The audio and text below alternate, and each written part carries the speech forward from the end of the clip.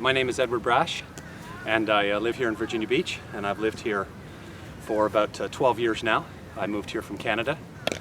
I'm a professor at Christopher Newport University, and that's why I moved here. I got into hurling about 6 years ago. I was actually studying the Gaelic language, and some of my classmates told me that they were trying to get a hurling club up and running in this area. And to be frank, I really didn't have much familiarity with the sport at all. So I started watching some videos online and thought, this is amazing. It sort of combines all of the sports that I'd grown up playing, hockey, obviously being a Canadian, but also I played a lot of baseball, and I played a lot of golf, and I played a little bit of soccer and a little bit of lacrosse.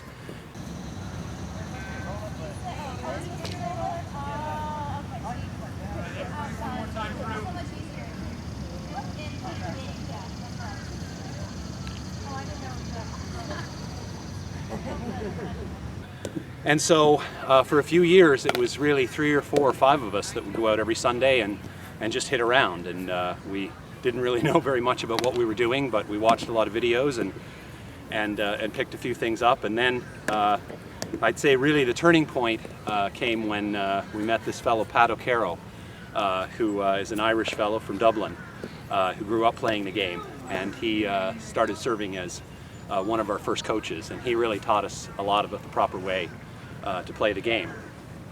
We focused a lot on recruiting, getting new players out, and about three years ago, I guess, we played in our first tournament in Charleston, Virginia. We lost badly. We were just hammered, but I think that served to motivate us to try harder and keep recruiting and get some more good players. And then this past spring we played in that same Charleston tournament, and we actually ended up winning the tournament. And it was really a special moment for a lot of us that had been around since the beginning of the club's origins. And then in a couple of weeks we're going to participate in our first tournament here in Virginia Beach, which will feature both hurling and camogie. It's called the Coastal Virginia Cup. There's going to be 6 hurling teams coming from all over the Mid-Atlantic and Southeast regions, as well as 4 camogie teams that are going to compete as well. So we're really looking forward to that. We've been working extremely hard over the last few months trying to organize that tournament. So it's going to be very, very exciting. Hi, my name's Lynnette Fitch Brash, and I grew up here in the area, but I come from a lot of upstate Irish branches of my family, and so really interested in Irish heritage, Irish culture, things like that. Did my master's degree at University College Dublin in Ireland, and got very involved with the Irish American Society of Tidewater close to 20 years ago, actually, and was recruited by the then president, who was from County Derry, and he got me involved, and it was just a really fun group of people, all really interested in different components of Irish culture. So anyhow, as an English teacher, I'd always taught about the great Irish epic hero Hurling, who of course was a great hurler and got his name from an incident that happened when he was out with his hurley and his slitter, and a huge dog came at him, an Irish wolfhound basically, and he feared for his life, and so he literally smacked the slitter down the beast's throat, killed it, and got the name Hurling, or Hound of Cullen. And Cullen was the owner of the dog, so he promised to be the new watchdog until the new dog could be raised up. At any rate, I've known about hurling for a long time because of my interest in Irish mythology and Irish literature. And about 5 years ago, we heard through the grapevine, through Celtic circles, that there was a hurling team attempting to start in the area, and I was thrilled, delighted. And so talked to my husband, Edward, who grew up playing all kinds of stick sports, including hockey and baseball and golf and tennis. And so he's kind of a natural for the game. And so a small core group of our friends who are really involved in Celtic stuff locally got involved and got the hurling team kind of propped up and moving. But, you know, there wasn't an actual women's team. There were a couple of girls who played with the guys in their pub league, but there wasn't an opportunity locally to play camogie, which is the all-women's version of hurling. And in Ireland, the women and the men never ever play together.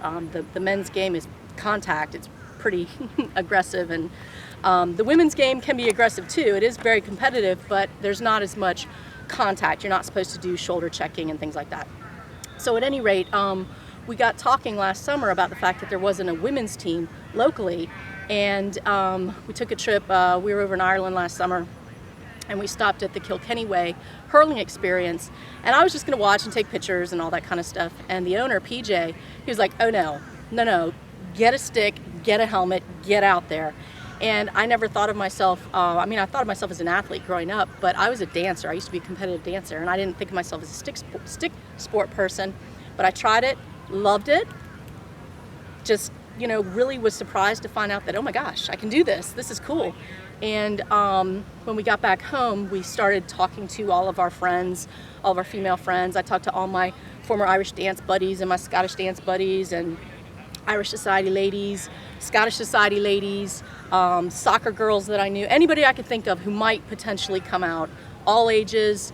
We've got grandmothers playing with their granddaughters, mothers playing with their daughters. We've got my nieces play. I mean, we've really kind of reached out into the community and get multi-generations out on the field.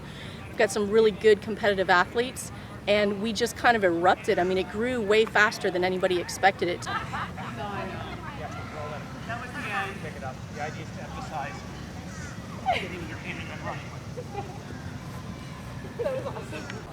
Hi, my name is Ann Mooney, and I've been doing this since about April, and I got involved in it because I was looking for something to do, and it's great exercise.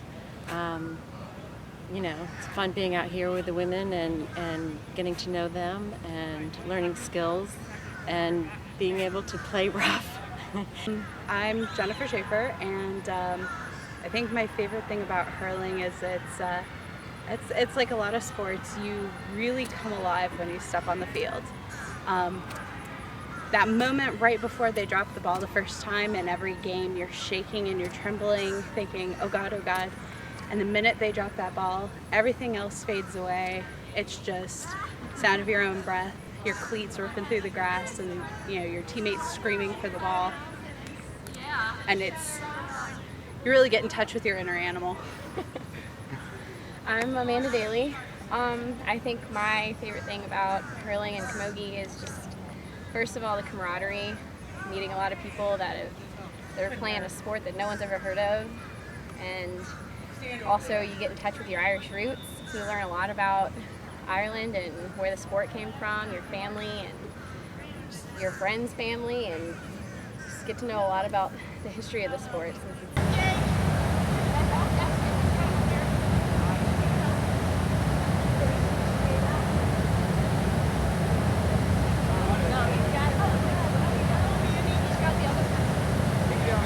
All right, I'm getting this stuff warmed up.